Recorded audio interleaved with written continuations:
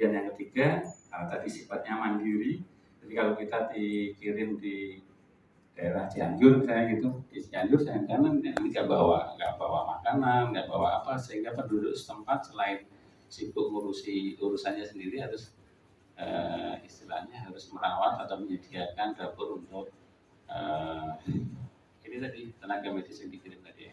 Nah, harapannya tidak seperti itu, sehingga pada saat dikirim itu kita sudah siap dengan logistik ya, kita bisa sudah harusnya sudah packnya itu sudah siap. Jadi kalau ada bencana tinggal telepon tim siap berangkat, itu sudah packingnya sudah lengkap, mulai dari makanan, minuman seperti itu, untuk berapa hari itu sudah termasuk juga di dalamnya ini tadi izin sanitasinya gimana sih. Jadi kalau misalnya kita di sana bisa mengolah air yang tidak layak minum jadi minum.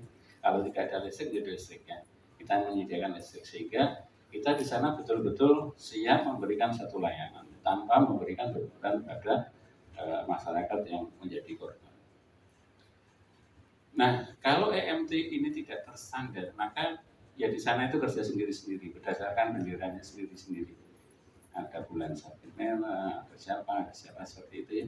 Itu nanti tidak tahu korbannya berapa, tidak tahu ya. Artinya apa? Tidak ada koordinasi. Tapi kalau semuanya sudah terstandar, tahu itu semuanya harus datang melapor, kemudian tiap hari ada laporannya, sehingga data-data semuanya dengan baik ya. Siapa mengerjakan apa, laporannya berapa, jumlahnya tiap, termasuk data-data, sehingga kalau ada kejadian kita begitu datang tanya sudah tahu semuanya. Jadi artinya terregistrasi dengan baik ya, standarnya kita bisa tahu dengan baik, sehingga kalau dibutuhkan apa, kurang apa, di mana itu kita bisa tahu. Dan selanjutnya adalah memperkuat ketahanan sistem kesehatan lokal. Jadi kalau misalnya ini di wilayah Jogja gitu ya, misalnya ada bencana di Gunung Kidul, artinya dicukupkan mungkin dari PWM wilayah gitu ya, PWM MDMC untuk wilayah bisa kirimkan. Jadi misalnya tenaganya ada berapa sih, kebutuhannya tenaganya berapa. Kemudian ini hubungannya dengan peran strategis di lokasi kesehatan. Kadang-kadang yang diberikan apa yang dibutuhkan masyarakat itu tidak sesuai dengan atau tidak seperti yang butuhnya, misalnya butuhnya makanan yang dikirim apa, butuhnya obat yang dikirim apa, sehingga dalam hal ini kita bisa memberikan negosiasi, kemudian penyaluran donasi, ya diplomasi kesehatan dan kerjasama antar LSM yang lain itu bisa lebih baik. Ya, jadi kebutuhannya apa, baik itu pada saat itu atau yang akan datang. Ya. Kemudian ini peran dalam mitigasi juga siap. Jadi artinya kalau di daerah wilayah itu saya yakin bahwa kalau organisasi bentuk EMT per wilayah itu paham betul bahwa di daerah X itu masalahnya kalau terjadi bencana, tipe bencananya apa saja, sehingga mitigasinya bisa lebih bagus. Kalau terjadi bencana, preparedness atau kesiapsiagaannya itu lebih bagus ya, kayak gitu. Dan yakin bahwa bencana itu kan datangnya bisa sewaktu-waktu. Kalau bisa sewaktu-waktu, bagaimana membuat suatu tim itu siap? Jadi tadi artinya bahwa mulai dari awal mitigasi sampai dengan misalnya terjadi bencana itu responnya bagus ya. Nah ini pembentukan EMT.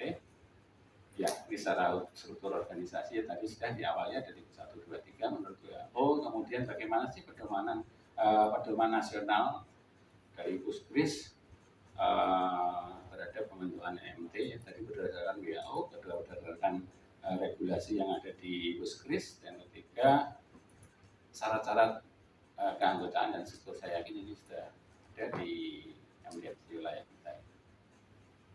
Nah ini klasifikasi tadi sudah di awal ya. Tipe yang pertama ini rawat jalannya, bisa bentuknya klinik lapangan atau klinik mobile gitu ya, karena kadang-kadang kalau jumlah daerah bencananya itu kelompok daerah sini, kelompok daerah sana, kayak gitu, kalau kita bagi mungkin tidak cukup, sehingga diperlukan kadang-kadang adalah tipe 1 yang mobile gitu ya. Jadi sekarang melayani di sini, nanti besok melayani di daerah A, besok di daerahnya B, seperti itu. Sehingga dengan seperti ini diharapkan tidak terjadi keterlambatan penanganan. Ya, jadi misalnya ada kedaruratan di daerah X itu bisa segera ditangani di tempat Kemudian yang kedua adalah tipe yang dia menetap atau fix ya.